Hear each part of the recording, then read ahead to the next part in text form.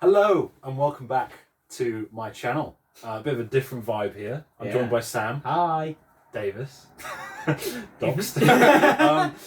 And today, I'm on YouTube anyway. It's fine. Yeah. I'll give a little link to Train Bros. Yeah. It's a very different vibe to this channel. But, it is. Don't think you could get more different. So today we're going to be ranking the studio albums of Depeche Mode. Over the last month or so, we've both been going through the discography. I'd only heard Songs of Faith and Devotion. You'd only heard Black Celebration. So neither of us have heard Music for the Masses, Violet, Speak and Spell, all these really famous albums. Just the big songs from them, really. Yeah. So I'm really looking forward to this. So am I. And I do want to make a point about Depeche Mode. We've sort of established our connection to them before this. I was watching a video the other day of Taste Like Music, very good channel. I would recommend you check them out if you haven't. But they made the claim that Depeche Mode didn't change their sound enough between albums. And I think, I don't know about you, but there are only a couple except none of these albums sound the same. No, they've all got such different vibes. And I would say what it is that there is like, for a Depeche Mode fan, they have a very distinct like initial sound. And they sort of expand on it and they change it quite regularly. Listening to the albums, you start to identify what album has what sound. So where you listen to them just like the songs on their own, like Enjoy the Silence or Personal Jesus, you don't really make the connections until you listen to the albums and you're like, now especially in chronology as well. Yes, you can see the evolution in order. So we may as well get right into it. Let's jump on into it. So I'm gonna go first, then we're gonna do one apiece, and I imagine we'll have more to say as we go on. My number 14, I want to preface this by saying I don't think Depeche Mode made a bad album. That is my opinion. Right. But I think they made a couple pretty mediocre ones. So my number 14 is their second album, A Broken Frame. All right. Which is definitely a bit closer to what you expect from Depeche Mode than their debut. It's a bit more melancholic. It's still quite cheesy and sincere, it's kind of charming thing about it. But it's not really Depeche Mode to me. There's no tracks on here that I ever revisit. So I'm at a 5 out of 10. 5 out of 10 for that. Yeah. Wow. Yeah. Right. So it's fine. I just don't love it. No, that's fair enough. My number 14, the lowest one for me, was a bit later in their discography, is Playing the Angel, which is might be rather controversial for some. I've just seen Tom's face. But for me, when it comes to like a vibe or a sound, I can be intensely fussy. And so I was just like not picking up on the vibe of the album, and it just was not my sound at all. I kind of found it a bit offensive to my ears. Okay. So, but I think it's still very Depeche Mode. It's just like the lower end of the spectrum for me in terms of their sound. So what would you rate that album? Oh, what did I rate that album? Very professional already. No, well, there's a point. I rated it a 5. 5 out of 10. Okay. 5 out of 10. So you didn't think it was bad? No. But well, I love Depeche Mode and I love most of what they've done. It's just Playing the Angel was the bottom of the ladder for me, and we slowly climb up. Oh, that's fair enough. I mean, I think there is a lot of contention about that album, and I will talk about it a bit later. I was very much looking forward to it. You love Precious. I love Precious, so I thought more of that, please. But it isn't really. No, I personally didn't find that the sound was very much akin to what Precious gave me. So my number 13 was very much sticking in the early years. Speak and Spell is my number 13. Still at a 5. I think this has the opposite problem to A Broken Frame. It has some amazing songs, like New Life. I think is so fun and just. I love it. Just Can't Get Enough, obviously, is great. Any Second Now is a great song as well. But then there's just a lot of crap in the middle, basically. So instead of being a load of stuff that I never want to listen to, it's like a few highlights and then just a load of shit. So I take pictures. Yeah. So Speak and Spell's my number 13. That's probably a bit controversial because I have seen a lot of people do like this album, but it's aged like milk. And I know people like that early 80s sound, but It's just not for me. So Speaking Spell's my number 13. What did you put for that? Sorry, 5? 5, yeah. As well, so, yeah. Again, just sort of middle of the road, yeah. Exactly, yeah. My number 13, I've also put at 5, so in terms of numbers, it's tying like that. My number 13 was Some Great Reward. Okay. Basically because I didn't really find that many standout tracks in there. Overall, I just didn't really gel with a lot of the songs. Obviously, Somebody, phenomenal song, and very different for their sound, and I do like that they went so far away from what they normally Which they do often. I don't get why people think they just did the same thing over and over but again. I think that Some Great Reward was the earliest example that we see, in my experience, I guess, of them really pushing their envelope. Definitely. And going out of their sound. And then you fall into the sound, and then you vibe out. It's a lot! It's a lot! Yeah, which is another good song. But the sequencing of the album is a bit weird. I thought that it was very funny. Yeah. And I pointed that out as soon as it happened as well. I we remember. were back and forth on Discord while we were listening to them. Yeah, being careful not to give away too much. Yeah, and I remember as soon as Somebody ended, and one of my friends, Nat, who will probably appear on this channel at some point, said that Master and Servant was one of her favourite Depeche Mode songs. And I was like, okay, I'm excited. But the transition is just horrendous. It really, those songs shouldn't have been back to back. If it was like Somebody was the end of the first side of the vinyl, that would be a bit more acceptable. But it's not. So, I don't know. I see what you said. Again, Some Great Reward is a bit higher for me. My number 12, we're moving up to a 6 out of 10. So this is an album that I think is decent. And it is Sounds of the Universe from 2009. Mm-hmm. I think this is an album that had a lot of potential for me. As you know, a controversial song for me and Sam is Wrong. You like Wrong? I absolutely hate Wrong. I think it's awful. Every time I listen to it, I like it less. Oh no. So don't keep listening to it. Yeah. I think the opening track, In Chains, is really cool. Fragile Tension is probably one of my favourite Depeche Mode songs. We'll see if it shows up on the list later. Yeah. But I think it's absolutely fantastic. It's weird. The guitars on that and the vocal melody kind of reminds me of the Manic Street Preachers, which I really didn't expect from Depeche Mode. It is a fun comparison. Yeah. Because they were contemporaries by this time. Yeah, so I just think by this point I was a bit fatigued of the sound. It's a bit too safe for me. It's a bit like, oh yeah, we're doing Depeche Mode again. You know? And I think the second half really falls off a cliff. But there are some great tracks. In Chains and Fragile Tension especially, I really love. And it's well produced. I think it's got more meat to it than Broken Frame and Speaking Spell. So my number 12 is Sounds of the Universe. Nice. My number 12 is A Broken Frame. Okay. So it's in the bottom 3 for both of us. We're not that far off. No, and I've rated it a 5.5. Okay. So I don't know if you're doing 0.5s, I'm not. So that's I've done it in 0.5 increments.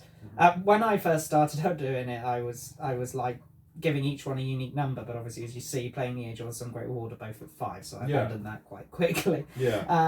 I think I had this a similar grievance to you as with listening to A Broken Frame. I guess it was kind of just, for me, when I was listening to it, it just became kind of one long sound. Yeah. And it's like, yeah, it's fine. I guess I could listen to the album in whole again, but it's like nothing really stood out to me. I suppose the only exception for me is Satellite, which I quite liked, and there were a couple of others in there, but otherwise it all kind of blurred into one. The reason that I put it at the bottom is because it's the only Depeche Mode album without a single song that I can hum.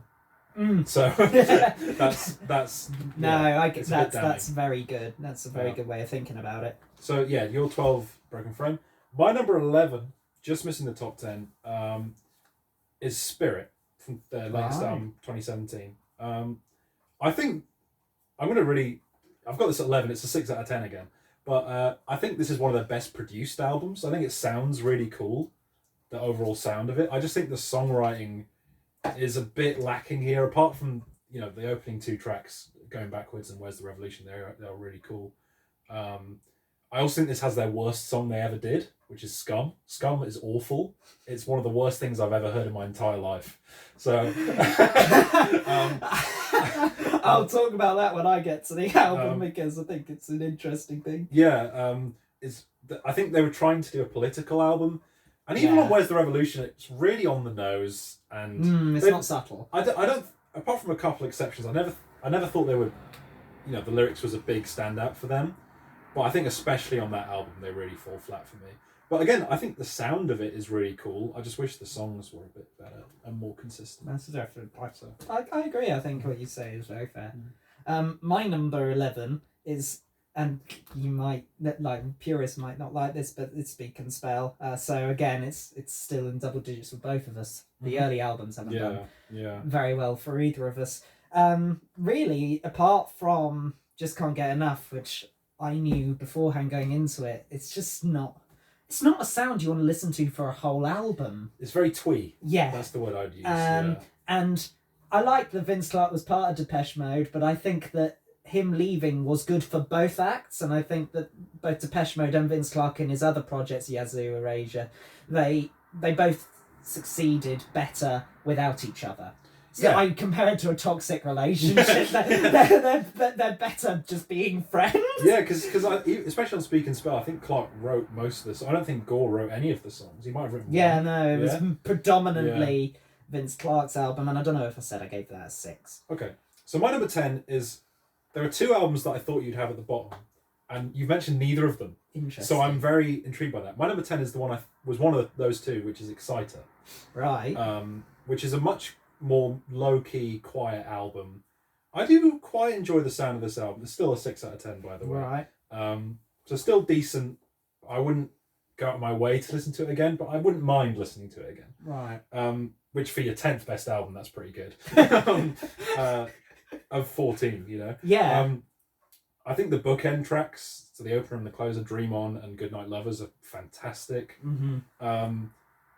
And I don't know, I just felt that it was a bit too sort of focused on the sound again, sort of like Spirit, I suppose, where the songwriting, there wasn't much there for me to grab onto. The Dead of Night is an interesting song. The Horniest Boys With are the corniest ploys. Yeah. But yeah, I think I can see how this could maybe be...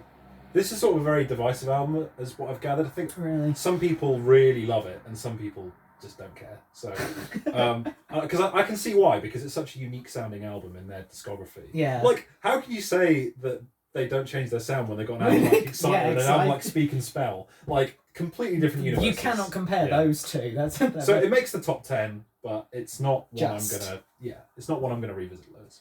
My number 10 is Delta Machine, which I rank at a 6.5. Okay. And I guess I had a similar issue to it that I had with A Broken Frame, that there wasn't that much standing out for me. Mm-hmm. But I liked Should Be Higher, and I liked the other one that's gone from me now.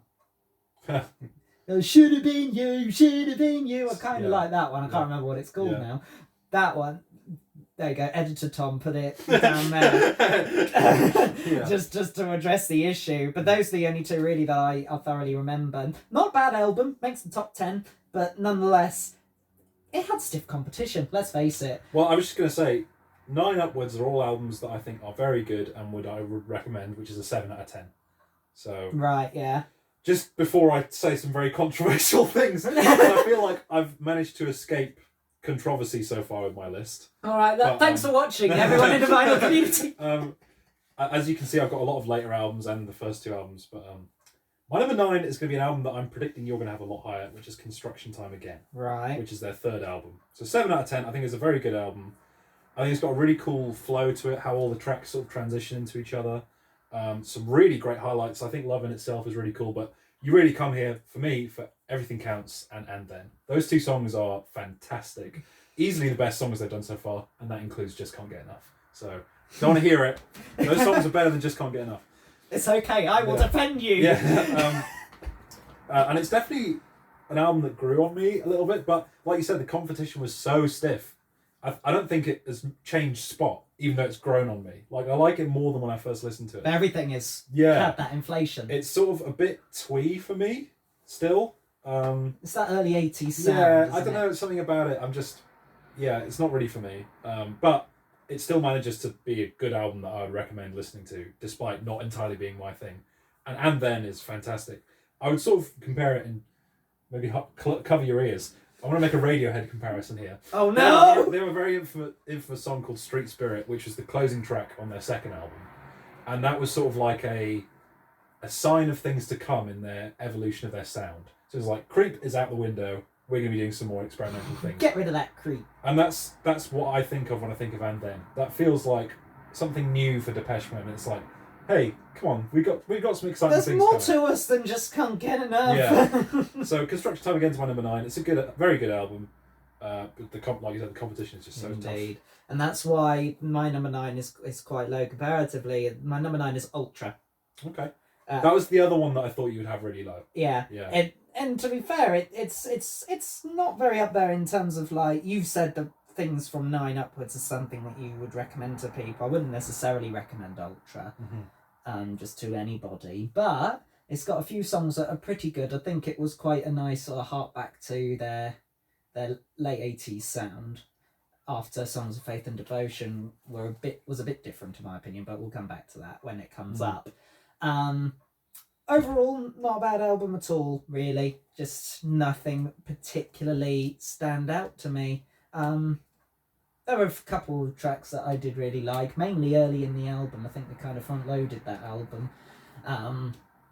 That's all I have to say about Ultra. My number 8 is going to be my most controversial pick by far, and I can already see the pitchforks out the window out there. And we're on the first floor, so there's some big pitchforks. In the bottom half of the Depeche Mode albums, I have Music for the Masses, which I know is considered, if not their, it's with Black Celebration in the running for their second best album for a lot of people. It's still a 7 out of 10. I think it's very good. But the thing is with this album, it starts with Never Let Me Down Again, which is one of Depeche Mode's best songs. And I think most people would agree with that. I think it's absolutely amazing. Every time I listen to it, it gets better. And then it sort of just goes downhill from there. I like Strange Love. I don't mind Little 15. There's just a lot of filler on here for me. I think there's a lot of tracks that just do absolutely nothing for me. What's the other single on it? Something Wheel? I don't even remember. I've listened. No, I only remember the songs I really liked. Yeah, the album. Everything else falls to the wayside. Yeah, it completely passed me by, that song. And I just think, there's a lot of naff stuff on here. But the highs are so high that it gets to number 8. And that's going to be a very controversial take, I know, but it's my opinion. So, well, my number 8 is one that's already come up on your list, and it's Spirit. Okay. It comes in at number 7. I think you're right. I think that they were not subtle at all with their political agenda. Yeah. And early on in the album, going backwards and Where's the Revolution, I did like them. I think they're my favourite songs of the album. But then it did just fall off from there. Yeah. And I listened to a lot of these albums when I was on a walk, and I hated that walk, really, because it was just playing a lot of loud songs, including Scum, which I also vehemently hate. It's the worst, isn't it? It's terrible. Just really bad. It's basically everything I hate about Wrong, but like times 100. Yeah. It's like... Yes, Scum's not a good song, but I do. But it's got a cool like sound. Yeah. I think it. Yeah, and I think it is very Depeche Mode. And given that that is at the end so far of their discography, some 36 years after they released their debut album, I think it's very good, and they don't show signs of being older musicians. Like I said, I don't think they've made a bad album. So, no. So I think it's a very good testament to the fact that they have that longevity, and it got a 7 from me. And this is, again, I think this is sort of coupled with Music for the Masses in my most controversial opinion. We're halfway through the ranking. Yeah, so we're in the top half, but I have Delta Machine directly above Music for the Masses. This is probably my biggest surprise of the whole thing. I was almost at an 8, but I stuck with a 7. I think this album really took me by surprise. I like the bluesy sound of it. I think Dave's vocals sound amazing on here, especially on Should Be Higher. They sound great, like maybe as good as they've ever sounded. He's really going for it. I think Martin's voice is kind of waning a little bit by now. And I just think it's a real hidden gem. The last 4 songs on the album, sort of the opposite to Music for the Masses, where I was sort of growing into this album. I was like, the first few songs, I was like, oh yeah, this is okay. And then as it went on, I was like, no, I really like this. And the last few songs really elevated it for me. And I think it's just a lot more consistent than Music for the Masses. It's got a much more unique sound. It doesn't have a song as good as Never Let Me Down Again, but it has a few that are almost there for me. So my number 7 is Delta Machine, 7 out of 10. Very good. Now this is one that might be controversial with you. given what we established at the beginning. But my number 7 halfway in the list is Songs of Faith and Devotion, at a 7 out of 10. Yeah. Really, it's a good testament to how they can be a different sound, and it's putting the people that say that they don't change their sound ever to bed, I think, because it's very different and very not me. Yeah. Even though it has made it up to number 7, because when it's good, it's good. Yeah. Yeah. Condemnation's banger. Yeah. Walking in My Shoes. Walking in My Shoes. Top notch. Yeah. I can't complain. And that's how come it has beat out songs that I might like more in lower albums. Because overall, it's a solid vibe. Yeah. Just not necessarily my favourite one that they give me. Yeah, it's interesting. I have similar feelings about this album to you have about Songs of Faith and Devotion, actually. I'm up to an 8 out of 10, though. So this is an album that I consider great, and I think everyone should listen to at least once. Is what I consider an 8 out of 10. And that's Ultra, which you just mentioned a few spots back. I actually disagree with your assessment of it being a throwback album. To me, it's a very different sound. It's got this very like late 90s vibe.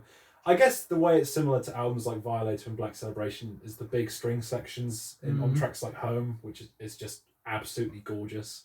Martin Gore track. If you'll find out in the songs list that I do love a bit of Martin Gore vocals. So yeah, it's not that very late 90s sound. The production kind of reminded me of some Bjork in parts. Ooh. With the string section on top of the electronics. They have a weird thing on this and Exciter where they just do 2-minute instrumentals that are just pointless, where it's just like, why is this, especially when the albums at this stage of their career are getting longer and longer. Like this album's like an hour long. Like from this point on, all their albums are getting longer. So I love Home, I love It's No Good, I love Barrel of a Gun. I think it's pretty consistent. It's not entirely my thing. It's a bit too sort of, I don't know. Yeah, it's a bit too of a hodgepodge of different ideas, but it is still a great album, I would say. I think it's just a good ride, and that's what it is. It usually wouldn't be my thing, but they pull it off. Yeah. So that's my number 6, Ultra. Fair play. It's interesting because I think that some of what we're thinking with the album is quite similar. It's just I've been a bit more, I've scrutinised it a bit more. Yeah. My number 6, which is quite something because it's quite a gap between where you've got it. It's in your list already. My number 6 is Exciter. Wow, I'm very surprised by that. 7.5. Yeah. I really like the album. There were a couple of tracks on it that I keep going back to, and I find them really good. And it has bumped up the album as a whole. Overall, I think there were some dips. The Dead of Night. You know what? Dead of Night is so bad it's good. Yeah. I'm defending Dead of Night. How many songs open up with "We Are the Horniest Boys"? Yeah, true. I love that. That's just the right kind of anarchy for me. And it's a really loud song. It's like really abrasive. Yeah. It is. Sorry, and I kind of like that it's trying to kick me in the teeth. Yeah. And overall, I find it a really fun album and I like it. And we're not going to mention this a lot, I'm sure, but I like the album cover for it. I don't know why. There's something that kind of satisfying. Yeah, this is the thing we've talked about is that up until Exciter, all of their album covers pretty much are really cool. Yeah. And Anton Corbijn did all of them, I believe. And then for some reason, Playing the Angel onwards, they all suck. The album covers. Yeah. They all look They awful. never get it back. So yeah, my number 5, which might surprise you, is Songs of Faith and Devotion. Oh, that is quite surprising. I thought you'd have it higher. Just because I must have just never mentioned my thing about this album. I think there's 10 tracks. There's 5 brilliant tracks and 5 okay tracks for me. So it's kind of similar to what you're saying. When it's good, it is good. So similar tracks to you mentioned, Condemnation, Walking My Shoes. I also adore One Caress. It is one of the most beautiful things I've ever heard. And I think it's maybe apart from Somebody, I think it's the only Depeche Mode song with no electronics on it. Maybe. That would be a guess. So have mercy, vinyl community. Yeah. I also like I think is In Your Room is quite a popular one. I Feel You is really good. There's a couple tracks. Judas is fine. There's nothing bad on here, which is why it's still an 8 out of 10 and it's high on my list. And the highs are so incredibly high. Like Condemnation is just, God, that song is unbelievable. Like, it's so cool with the gospel nature of it, and it is sort of. I think it's the only way they could have followed up Violator being the massive hit that it was by doing something completely different. Because if they tried to do Violator 2, it would have just fallen flat on its face, in my opinion. Because, you know, just in terms of commercial appeal, that album is almost unmatched in that era. It's hard to beat something. So that's my number 5, Songs of Faith and Devotion. Yeah, it's a good one to bottom out the top 5, isn't it? My lowest one on the top 5, coming in with an 8, is Construction Time again. Ooh, I thought that'd be higher. Oh. In the words of Delta Machine, should it be higher? Yeah, I guess I think your arguments with it, you know, are valid because I think it is quite an early 80s sort of thing. They're still quite synth poppy. I mean, obviously they're very synth poppy as a whole, but you know what I mean about the early 80s sound. Yeah, it's very heavy on it. But oh my God, I just like it. I just really like it. It's just, there's something about it that really gets me. And the only reason it's this low is because the top 4 that I've got are just amazing to me. And that's why that's there. And yeah, and then it's proper job song. I proper jobs. Proper job song. Okay, carry on. Now I lost my way. Yeah. Loving Itself, I liked, and Landscape is Changing. They're the big standout ones. Okay. I just love the album, and I would highly recommend it to anyone.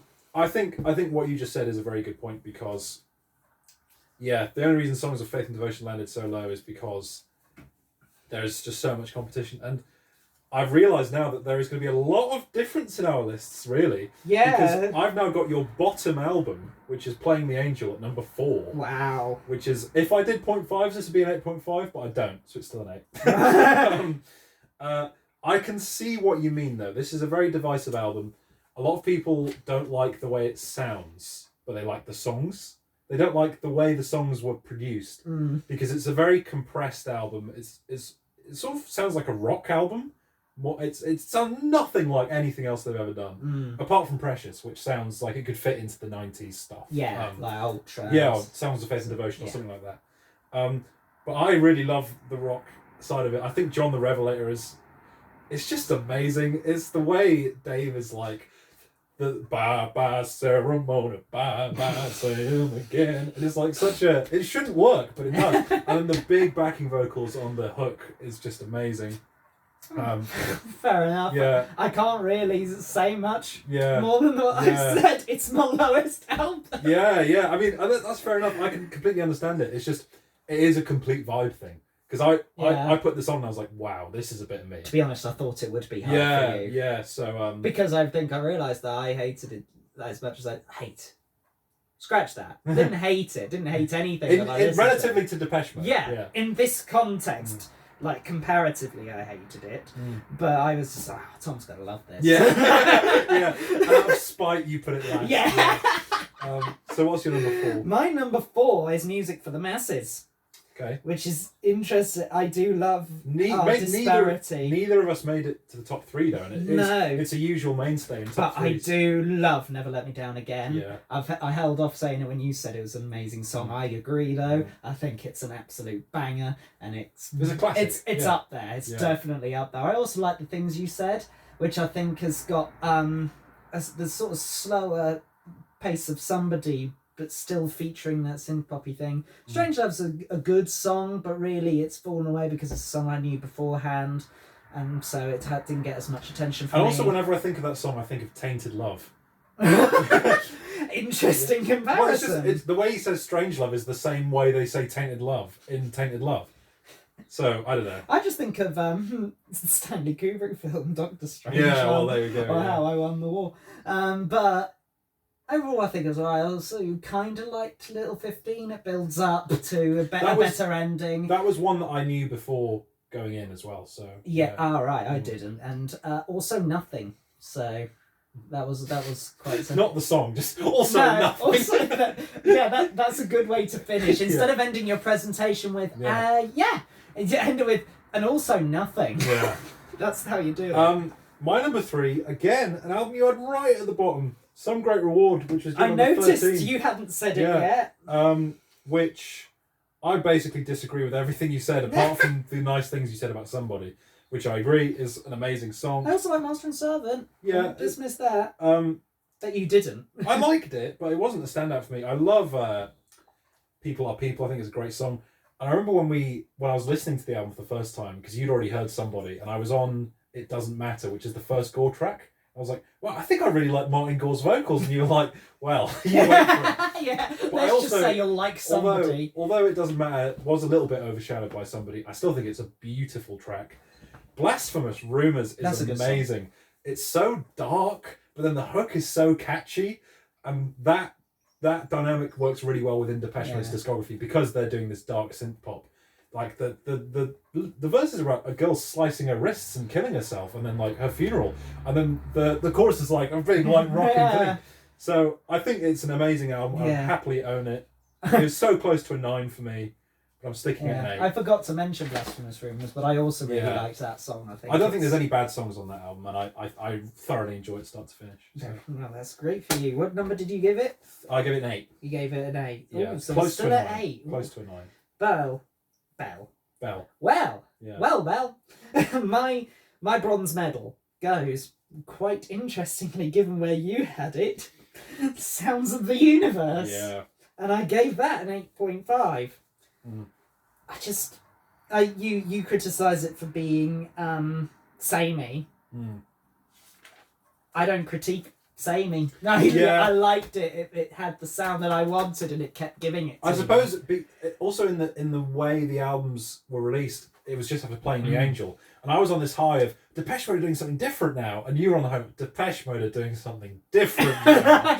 So you got your return to the 80s sound, and I got because I was enjoying, especially because Exciter was just before Playing the Angel, Ultra was before that. They were always changing things, and this just felt like not enough of a flat, change. just like, this is just Depeche Mode again. But I really liked it. And you love Wrong. I do love Wrong. I do love Wrong. I love the music video. The music video is great. Music video is like a mini movie. If you haven't watched it, you should check that out. But I also like songs like Perfect, Corrupt, the first track that the name escapes me now.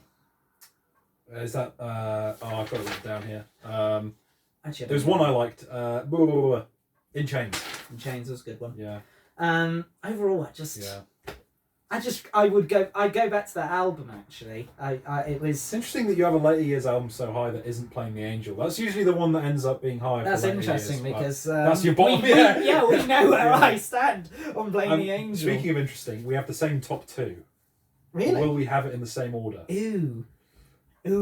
My number 2 is Black Celebration. Which I know you knew going into it, and I'm not sure if that means that it is also... This is a strong 9 out of 10. So again, if I was doing halves, it would be a 9.5. This album is absolutely amazing. I think New Dress is okay. Everything else is really good. Brilliant. I think the title track is just fantastic. The 3 Gore songs in a row. I mean, come on. They knew what I wanted. There are some albums here that we haven't mentioned. Like, I don't think... Does Sounds of the Universe have a Gore track? It's one of them that didn't have one. I think it was Playing the Angel didn't have one. And there's like 3 in a row. It's Question of Lust, Sometimes, and It Doesn't Matter Too. Which, God, just what an amazing run. Then the second half starts with A Question of Time, Stripped, and Here Is the House. As a 3-track, that's probably maybe the best 3-track run they have on any album on their discography. I also, the whole mood of it elevates it as well, because that was one thing I thought about Music for the Masses. It doesn't really have a consistent mood. It just feels like it's music that exists. Yeah, that's fair. It's music for the masses. Whereas Black Celebration, I can picture like a Halloween night, you're lighting a candle, you're listening to it in the dark, and you've just like gone through a messy breakup or something, and you need a bit of comfort. That's what that album is to me. It is amazing, and I'm so close to giving it a 10. If they just take New Dress out and put Shake the Disease on there, it's a 10. So Yeah, I mean that was the album, the only one that I'd heard in full going in, and it is a fantastic album, and it's quite interesting we got the top two. So what's your number 2? Well, this is the thing. Yeah. They've been swapped out so many times. They've gone woof, woof, woof, and I just like, oh my god. But silver medal also goes to Black Celebration. Oh, I did not expect that. Okay. Wow. It's phenomenal. It's an amazing album from start to finish. Like you said, New Dress lets it down a bit. But oh my god, I still love it. I loved it before going in, and I love it now. I could see that album growing on me as well over time. Yeah, and well, that's what's happened to me, Yeah. and maybe that's why I've ended up putting it in silver instead of gold, because it's like that's probably my bias going into it. So I've been quite critical on that. But you know what? We might as well just say here's the top 2. These are phenomenal for me, because for me, there's not much splitting them. No, it's way too. It was way too hard to call. That's just basically Are where they I'm both at. 10 for you, or? I haven't given anything a 10. Oh. Because Okay. I just never give anything perfect, because I think there's always one track. Yeah. There's always one, and it's like you can't. It's so difficult to get an absolutely perfect album that you can listen to every single track without thinking, "Oh, okay, Speaking this of one's that, on now." Violator is my number 1 and your number 1. 10 Yeah. out of 10. Every single song on this album is amazing. I'm literally going to go track by track on this album, because World in My Eyes is an absolutely incredible album opener. It's just unfortunate that it's in the same discography as Black Celebration and Never Let Me Down Again. Otherwise, it'd be the best album opener that the band could ever do. But they'd already topped it twice before doing this album. Sweetest Perfection, it's gore, so I'm going to love it. It's not a true highlight, but it's a great song, and I listen to it quite a lot. Track 3 is...